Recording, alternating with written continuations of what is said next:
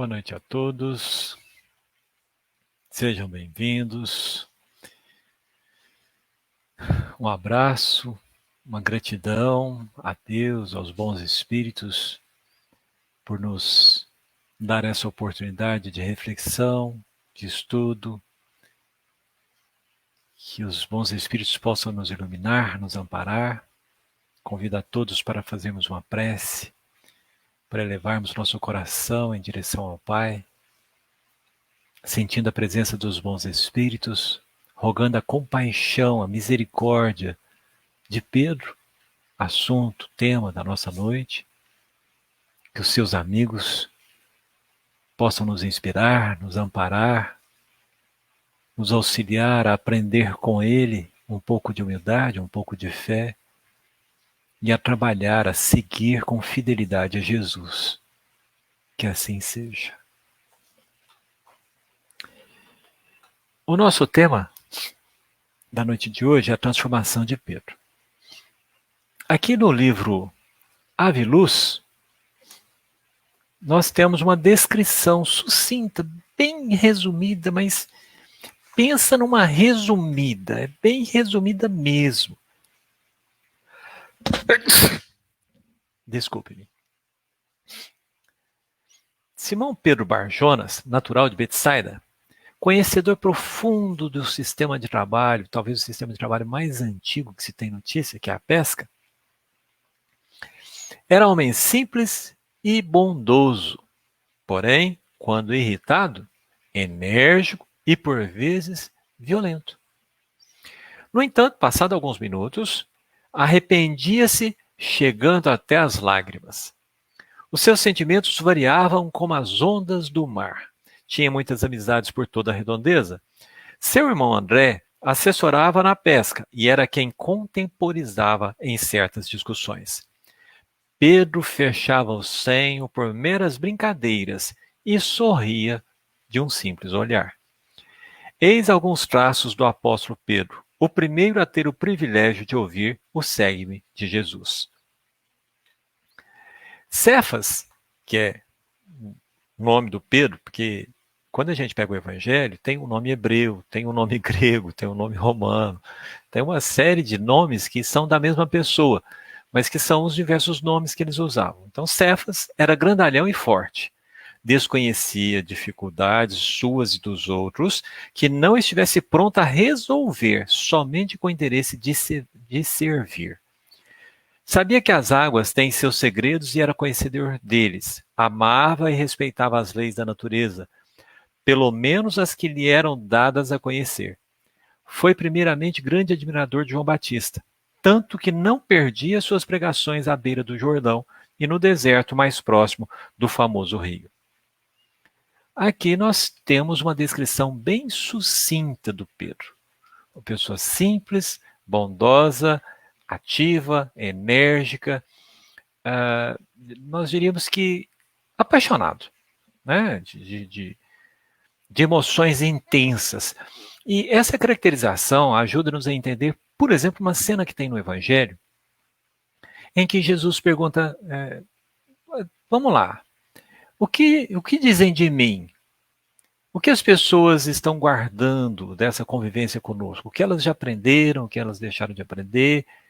E aí o Pedro fala, uns dizem que é um profeta que ressuscitou, outros dizem que é Jeremias, e cada um dos discípulos vai falando, vai citando uma das coisas que ouviram.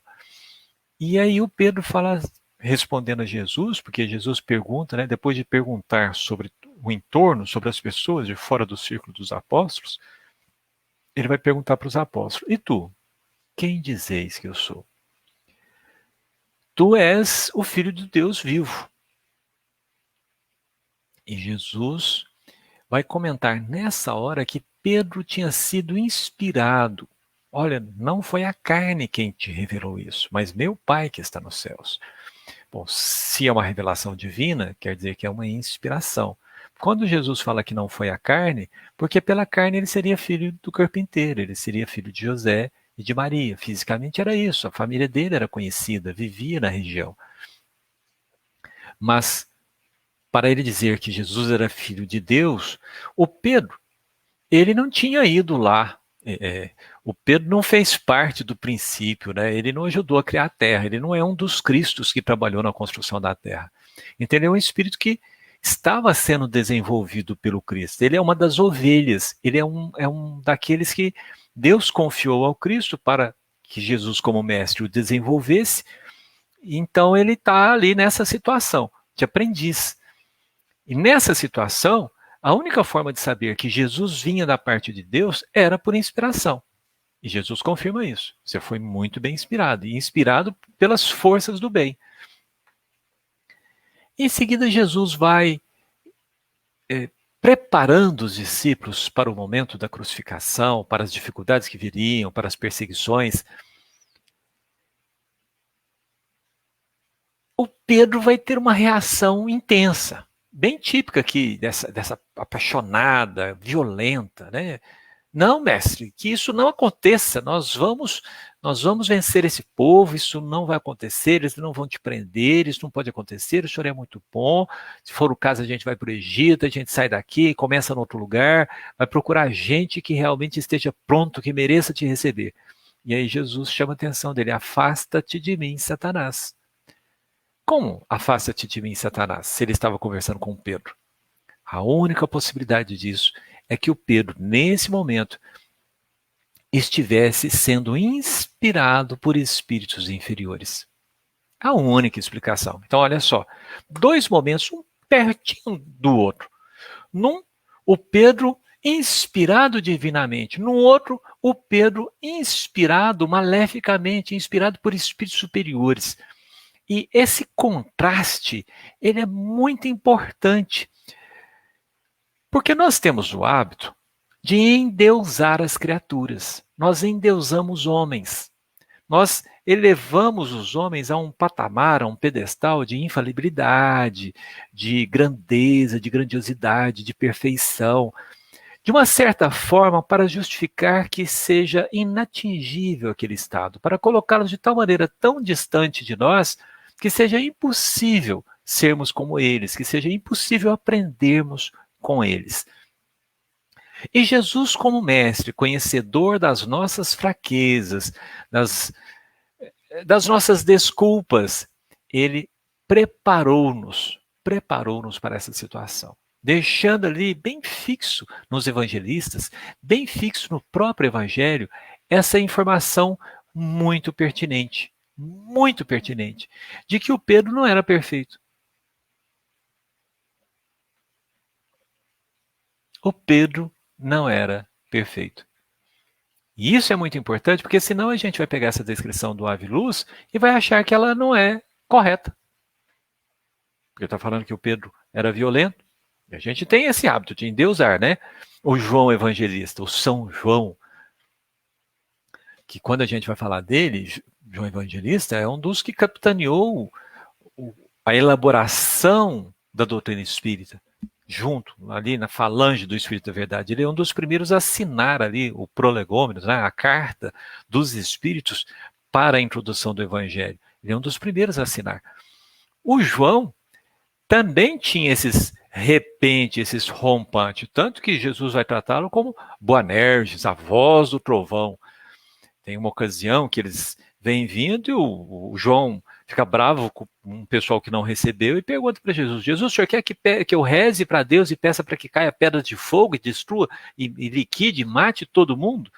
Então, os discípulos não eram perfeitos. Não é só o Pedro que não era perfeito. E nós vamos ter isso durante toda a narrativa do Evangelho. Nós vamos ter essa narrativa depois da partida do Cristo, nos Atos dos Apóstolos. Quando Maria encontra Jesus e ela vai falar para os discípulos preconceituosamente não aceitam sua declaração, não aceitam o testemunho dela. E nós vamos encontrar outras situações, uma descrição, por exemplo, de uma disputa entre Paulo e Pedro, entre Paulo e o Tiago.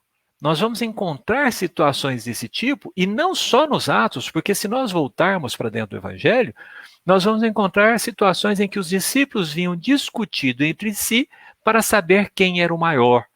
Nós vamos encontrar aqui, eu estou iluminando, eu estou tratando sobre todos os discípulos para que a gente quebre essa distância, esse endeusamento que nós colocamos, para que eles sejam passíveis de serem modelos ou estágios evolutivos, estágios pelos quais nós passaremos para chegarmos ao Mestre, para que, ao ser possível nos identificarmos com os apóstolos, nós temos a opção, a condição de seguir Jesus como os apóstolos e receber os mesmos benefícios, os mesmos auxílios, o mesmo amparo que eles receberam. Porque se nós conservarmos eles distantes, nós não vamos tê-los como passíveis de serem seguidos, de serem imitados, de aprender com eles. E se nós não aprendemos com eles, nós vamos aprender com quem? Quem serão os professores mais próximos? Quem serão aqueles que nos convidarão a ir para Jesus? Porque a função dos apóstolos, eu não sei se vocês sabem, mas a palavra apóstolo, ela remete à ideia de embaixador, de mensageiro, daquele que vem anunciar. Então, os apóstolos anunciam Jesus.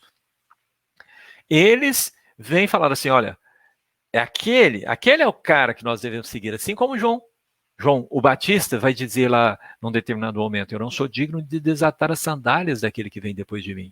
Eu batizo com água, mas vem um que batiza com fogo, que batiza com espírito. É esse que vocês devem seguir.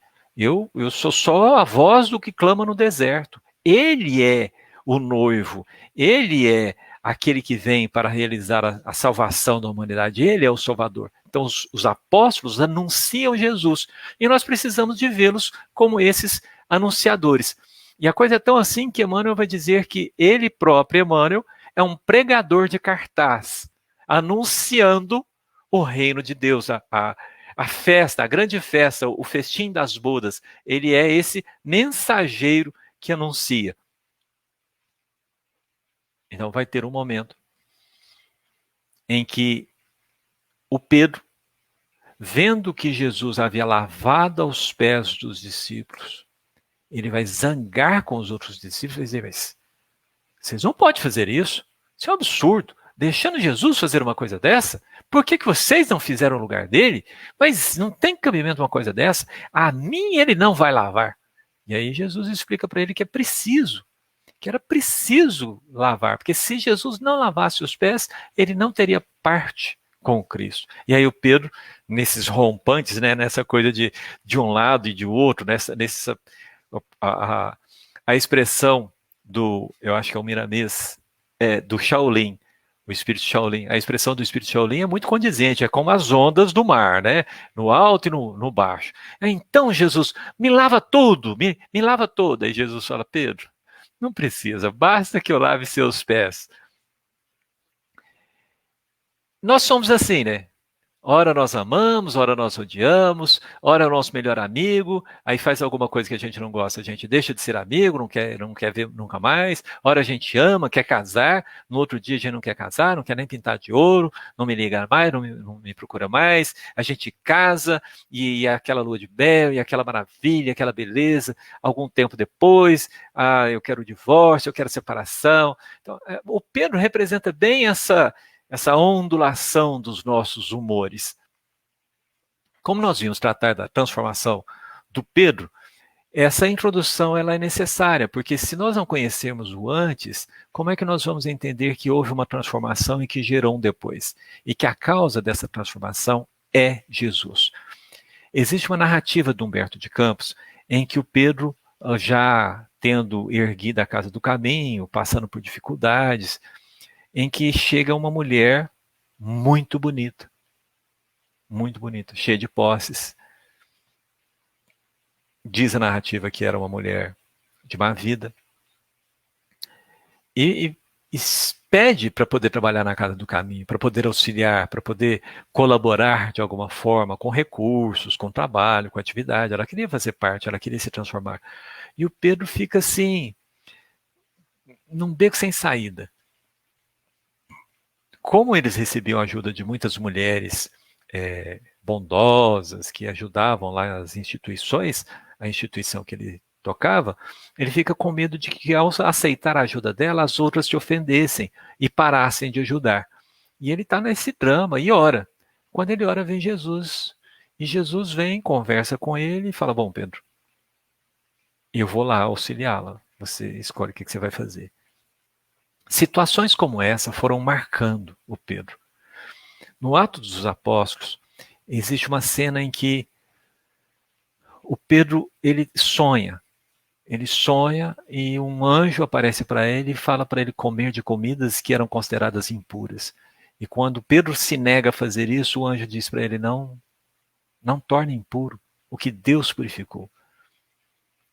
Aí ele acorda, desperta um pouco, fica pensando naquilo, dorme de novo. Quando ele dorme de novo, lá vem o anjo com outras comidas impuras. Aquele tanto de comida.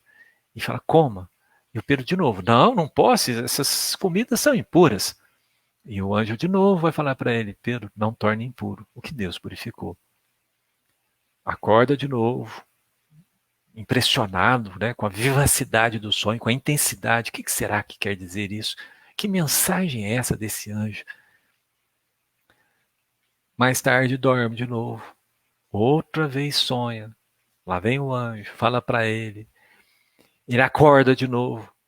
E dessa vez, um soldado romano bate à porta, pedindo para que ele vá na casa do mestre dele, do centurião. E aí o Pedro atende e vai, ele obedece ao Cristo. Uma das coisas que Pedro tenta fazer todo o tempo é ouvir a Jesus. O que Jesus faria nesse momento? E quando eu digo ouvir, ouvir mesmo, seja através da lembrança, tentando lembrar das cenas, das situações e usar Jesus como mestre e modelo, seja através da oração, rogando inspiração e obtendo inspiração, obtendo a própria presença de Jesus. Na narrativa da mulher lá na casa do caminho, Jesus aparece para ele. Em diversas ocasiões, Pedro encontra-se com Jesus nessas situações em que ele balança, porque o homem velho, os conceitos e preconceitos, as crenças que ele trazia enraizadas nele, levavam-no a tratar o próximo como ele não gostaria de ser tratado, a desprezar o próximo, a não compartilhar com o próximo, a não dar o perdão, a não dar o amor para o próximo, por não achar que aquele próximo fosse digno, fosse merecedor disso. Porque nós fazemos isso. Dizem, e quando eu digo dizem, porque existem algumas pesquisas, existem alguns professores, alguns pesquisadores que afirmam isso, que a criança, lá quando ela é bem pequena, ela não tem preconceito nem de raça e nem de cor. Que ela brinca com as outras crianças como sem diferença nenhuma, não existindo diferença. Homens, meninas, meninos, negros, brancos, amarelos, índios, vermelhos, chineses, holandeses, alemães. Ele brinca com todos sem o preconceito. Que o preconceito vai sendo adquirido na medida em que a criança vai vendo o comportamento dos adultos. Então, nós trazemos uma série de influências para nós. E acontece que quando nós vamos desenvolvendo o nosso organismo, o nosso ser, a nossa bagagem das outras existências também está presente.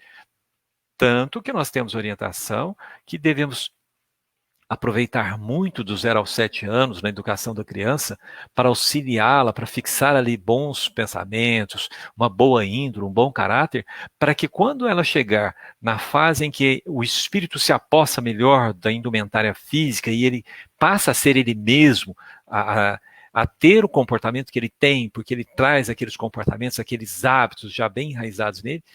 Então, esse crescente de coisas levava o Pedro a ter comportamentos que não eram comportamentos caritativos, não eram comportamentos misericordiosos.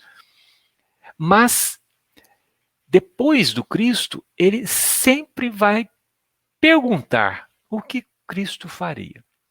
O que devo fazer, Jesus? Me ajude a tomar a melhor decisão, me ajude a fazer o certo.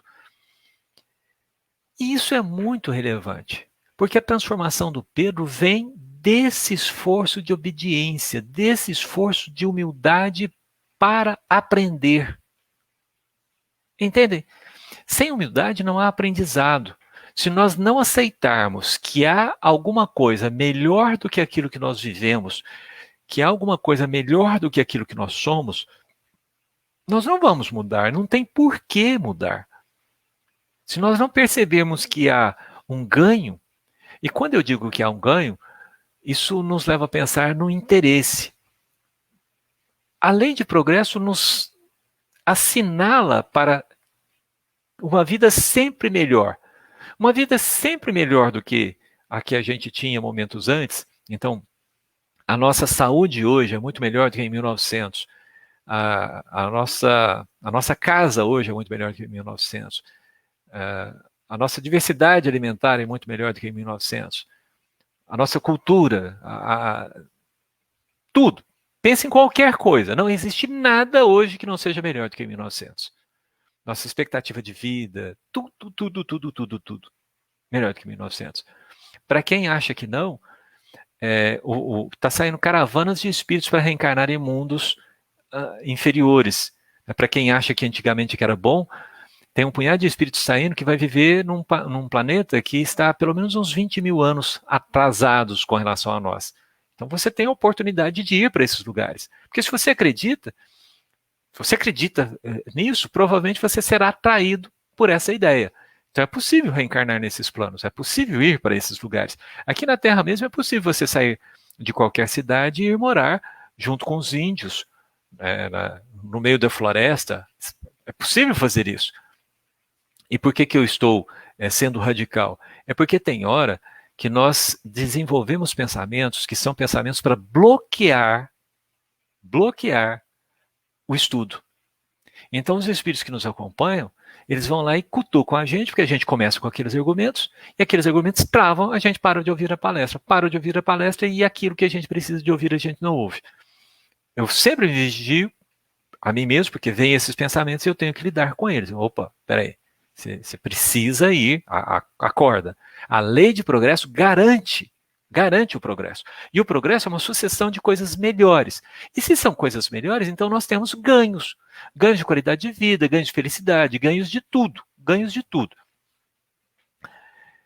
Mas muitas vezes a gente coloca a resistência. A gente tem uma força inercial, uma dificuldade de aceitar o novo. E o novo vive batendo na nossa porta. E quando eu digo que a gente tem dificuldade, é porque ela é real. Se você tem que trocar de travesseiro, você só troca quando o travesseiro está muito ruim, mas muito ruim mesmo. Quando você pega um travesseiro melhor, muitas vezes você rejeita que ele seja melhor, porque ali na sua mente está acostumado com aquele, você sente falta daquilo, depois você acostuma com o outro e ele passa, você esquece. Chega um ponto, você percebe que aquele travesseiro novo era melhor do que o antigo. Um colchão, uma cama, um sapato, uma roupa, e assim vai. Nós somos cercados por convites a mudança. Quantas vezes a gente tem que trocar de emprego? A pandemia provocou uma mudança radical. Não, porque não tem jeito de trabalhar remoto, não tem jeito de trabalhar em casa, não tem jeito de reunir com pessoas em casa. Como é que eu vou fazer uma festa de aniversário? E nós estamos achando jeito para um mundo velho de coisas que nós acreditávamos. Só acreditávamos que não eram possíveis, que não seriam boas. Mas que aí a gente vai forçando, esses limites vão sendo forçados e a gente vai mudando e sempre para melhor. É possível mudar sem tanta resistência.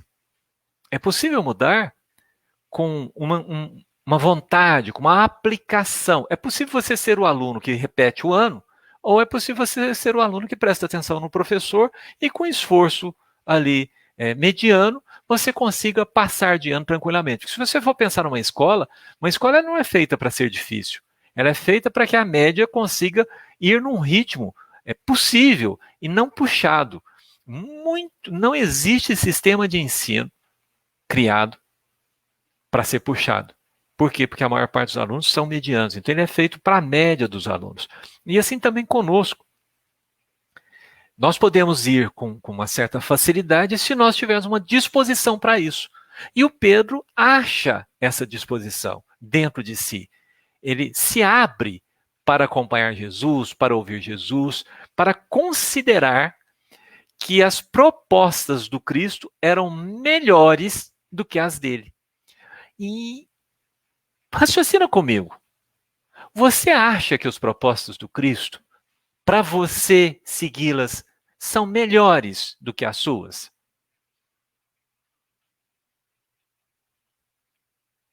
Se você disse que acha, por que você não segue?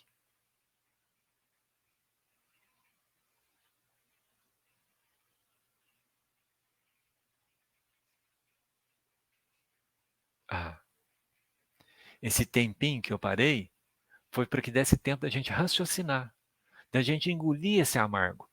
Porque é o orgulho. Uma das formas de disfarçar o meu orgulho é concordando, sem, no entanto, aderir. Eu concordo. Né? Então, eu nem ouço a pessoa. Eu concordo. Não, Jesus está certo. Jesus está certo. E aí eu pergunto, o que ele falou? Não prestei atenção.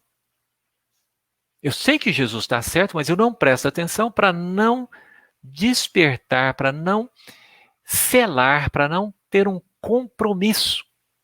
Porque eu sei, lá no íntimo eu sei, que ao ouvir, eu estou comprometendo-me a seguir. Então, Pedro ouvia, comprometido com seguir. O Judas ouvia para adaptar e sair do outro lado aquilo que ele queria fazer e não o que o Cristo falava. Os fariseus, os doutores da lei, muitos chegavam a Jesus, perguntavam as coisas, mas eles não queriam a resposta de Jesus. Eles já sabiam a resposta. Mestre, o que devo fazer para chegar à vida, alcançar a vida eterna? Jesus perguntava, o que você leu na lei? Como entendes? E ele respondia, e Jesus confirmava, respondeu certinho, faze isso e viverás. Mas esse faze isso, não fazemos. Não fazemos. Por quê? Porque a gente não está prestando atenção. A gente acha que já sabe. A gente usa isso como artifício para ficar do mesmo jeito. Não, eu concordo com Jesus, então ninguém pode falar que eu sou contra. Mas eu não estou seguindo. Quer dizer que eu não sou a favor. O Pedro, quando ele não concordava, ele discutia com Jesus. Ele discutia. Quando Jesus transforma água em vinho, está lá no Boa Nova, do Humberto de Campos, psicografia do Chico Xavier. Está lá no Boa Nova. Depois da festa, o Pedro chegou e perguntou para Jesus, Jesus, o senhor não acha que esse vinho que o senhor pôs ali, o senhor transformou essa água em vinho, que o senhor está incentivando a bebedeira? Pedro trazia um conceito, olhou para aquela situação, não concordou com o que Jesus fez e conversou com ele. O Judas não concordava que Jesus fosse tão pacífico. E Jesus explicava que tinha que ser. Bem-aventurados os mansos. E não concordando, ele achava que, bom, se Jesus não vai, eu vou juntar uns caras aqui, vou fazer uma revolução, e quando a coisa estiver resolvida, a gente pega Jesus e põe no trono como mestre. E aí eu vou assessorar ele, porque ele é muito lento. É um conceito. É um entendimento. É o que a pessoa pensa. O Pedro, guardem isso. O Pedro, apesar de todas as histórias que nós lemos dele, e em todas as histórias nós vamos perceber que ele ouvia e ele exteriorizava quando ele não concordava. E ele ouvia a contrarresposta. Porque às vezes a gente exterioriza também, mas não ouve a contrarresposta, não aceita a razão do outro. E o Pedro aceitou Jesus. Nós subestimamos isso. Sabe, essa coisa de realmente refletir. Por que eu não sou caridoso? Por que eu não aceito isso? Por que eu não trato os romanos bem? Pedro se perguntou. Porque eu acho que os romanos são impuros. Eu cresci ouvindo isso. Todo doutor da lei falava isso. Todas as vezes que eu ia na sinagoga, falava isso. Eu via o jeito que as pessoas tratavam os romanos, eu via o jeito que os romanos tratavam as pessoas. Ah, tem romano bom? Tem romano bom. tem romano bom. Eu conheci um punhado de romano bom. Pedro pensava. Mas tem romano e a maioria deles é ruim. E seja como for, nós somos o povo separado. Então eu não posso me misturar com os romanos, porque não vai dar certo. Ele pensava assim. E é por isso que ele fala pro anjo: eu não vou comer dessas comidas que são impuras. Mas o anjo vai repetindo e ele aceita. Aceitar Jesus é um desafio atualíssimo para cada um de nós. Aceitar sua proposta é um desafio. Por quê? Porque depois de aceitar, vem o comportamento. Pedro aceita. E o que ele faz? Vai ajudar ao romano. Pedro aceita.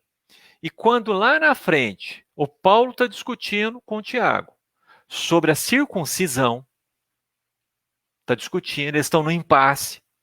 Estão no impasse. Ele já ouviu as argumentações de Paulo. Ele percebe que o Paulo quer realmente ajudar as pessoas e ele compreende que, ele já passou por essa experiência, ele compreende que os romanos também são filhos de Deus. Ele compreende tudo isso. E ele olha para o Tiago.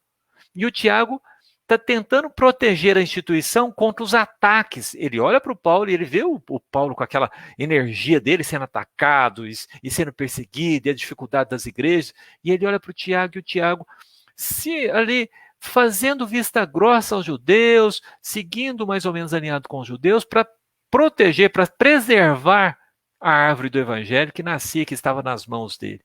E ele fica ali dividido, dividido. E o Paulo chama a atenção dele. Que homem é você, Pedro? Nós acabamos de conversar sobre a importância de fazer isso, você concordou, e agora você está aí porque o Tiago chegou, você se afastou da gente, se afastou dos romanos, se afastou das pessoas, está com medo de se contaminar? Que homem é você? E o Pedro percebe o seu comportamento e convida a todos para fazer uma leitura do Evangelho e trazer Jesus para o ambiente, dissipando aquela situação. E o Paulo vai comentar que ele fica impressionado com a sabedoria que o Pedro havia acumulado. Como ele compreendia Jesus. Como ele demonstrava esse amor por Jesus. Olha o Pedro lá do começo.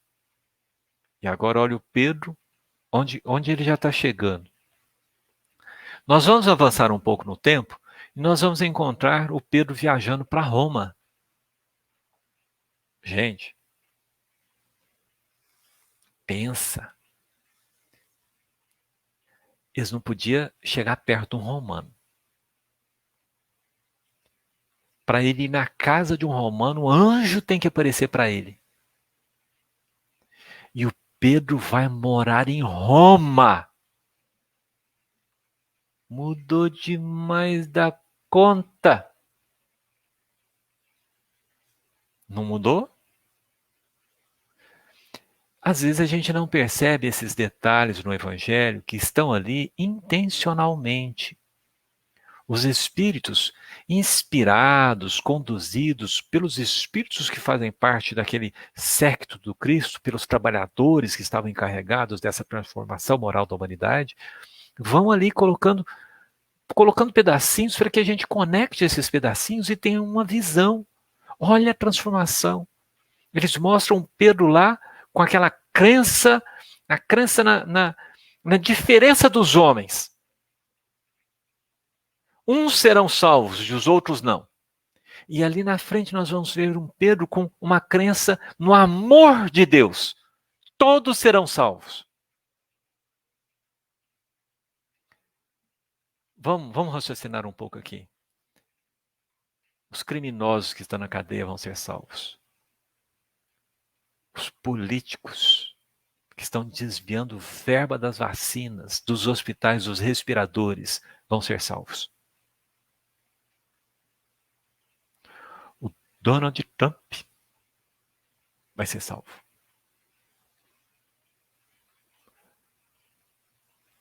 Todas as pessoas que estão se suicidando vão ser salvas.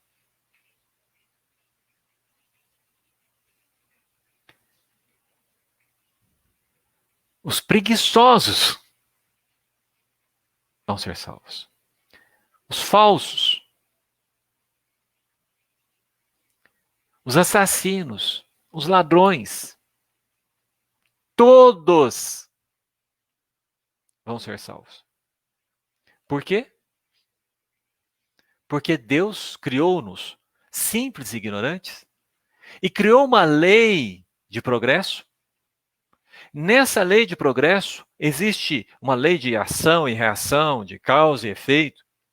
Existe a lei de reencarnação, onde nós temos a oportunidade do sofrimento, de uma nova vestimenta, do esquecimento, de um recomeço, onde nós vivemos as cenas, nós vivemos aquelas situações que nós provocamos para os outros para podermos ajuizarmos por nós mesmos o tanto que foi ruim o que nós fizemos, de aprender pela experimentação, a não fazer mais aquilo, a desgostar daquela ação, daquele jeito de viver. Existem leis que nos cercam e essas leis vão nos transformar como transformaram a Pedro. Como transformaram a mulher pecadora. Como transformou Zaqueu.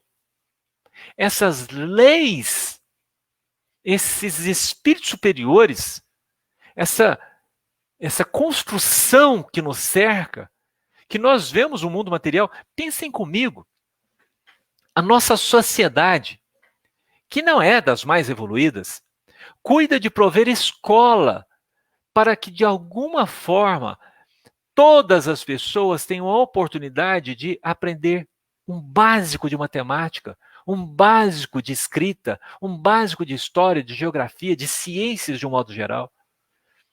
Às vezes a gente olha para o sistema de ensino e fala, não, ele é muito imperfeito. Ele é imperfeito. Toda instituição humana é imperfeita, mas ela tende a caminhar para a perfeição como nós saímos da imperfeição também para a perfeição. Na época do Kardec, anterior a ele, Pestalozzi desafia os conceitos da sociedade quando ele pega uma criada, 16, 15, entre 15 e 18 anos, pega uma criada e alfabetiza a criada. As pessoas acreditavam, tinham certeza de que não era possível alfabetizar, que aquelas pessoas não tinham mente, não tinham inteligência, não tinham capacidade de aprender. E ali ele prova, ele vai vencendo esses preconceitos. Em 1800, nós acreditávamos que os negros eram seres inferiores e deviam ser escravos. Mas não vamos ficar só nisso, não. Na Grécia, o apogeu da filosofia, tinha escravo. Qualquer nação que fosse conquistada, era levada e escravizada. Era essa a nossa situação. Porque, gente, nós precisamos olhar com um olho mais crítico, sem essa fantasia, porque a gente olha para o passado com fantasia. O pessoal que fez o Renascimento, que combateu a monarquia absolutista, se tornaram eles mesmos absolutistas e foram também eles mesmos degolados. Precisamos olhar para esse passado que nos cerca e compreender que nós viemos de uma situação de inferioridade e vamos para uma situação de superioridade, que nós estamos numa linha de progresso, assim como nós podemos enxergar lá no Evangelho a história do Pedro. A história do Pedro é um modelo para nós, é um modelo de transformação, de inclusão social. De inclusão social, de eliminar preconceito que nós trazemos assim enraizados dentro de nós, que nós achamos que são verdades, que nós nem contestamos. Lembra que nós estávamos falando sobre ouvir Jesus e não ouvir e concordar sem ter prestado atenção? Porque quem é o meu próximo? Aquele que estava descendo de Jerusalém, foi assaltado e ficou ali deitado no chão desfalecido. Veio um sacerdote, olhou para ele. Quem era o sacerdote? Era alguém que conhecia Moisés, conhecia as leis, sabia, assim, estudava todo dia sobre ajudar o próximo. E ele passa e não ajuda o próximo. Vem o levita. que era um assistente do sacerdote, trabalhava no templo, também tinha muito acesso à lei. Muito acesso. E o que ele faz quando vê a pessoa caída? Não socorre. E aí vem um samaritano, que todos achavam que era um ignorante, que era um ser de condição inferior, que era um idólatra. E para os judeus, idólatra, se tem uma ofensa grave para alguém, é ele ser idólatra. Uma das implicações com os romanos é porque eles eram idólatras. O que ele faz? Ele para. Ele vê o caído e age conforme ele aprendeu, porque ele também aprendeu. Ele não sabia. Ele passou a saber e socorre. O que o Pedro faz? Ele não socorria romanos. O romano não era próximo dele. Ele passa a socorrer. E chega a um ponto que ele mesmo vai para Roma. E ele vai pregar em Roma. Ele vai pregar nas catacumbas. Ele vai tocar os corações. Porque ele vai falar de Jesus com aquela propriedade de quem não só conheceu, não só caminhou com ele, não só se sentou à grama e comeu dos pães que ele multiplicou, mas alguém que interiorizou Jesus. E ao interiorizar Jesus, ele falava do Cristo para as outras pessoas com o Cristo vivo. Um Cristo que ele podia orar e conversar com ele. Um Cristo que, quando ele titubeava, ele sentia a presença, ele lembrava das histórias, ele tinha como mestre. Ele vai apresentar para os romanos um Jesus mestre. Então, essa é a transformação de Pedro. Ele sai de uma incredulidade para uma credulidade. Ele sai de uma indiferença para um importar-se. Ele sai de uma caridade exclusivista para uma caridade universal. Que a paz do Cristo nos envolva a todos. Nosso tempo de palestra chega ao fim.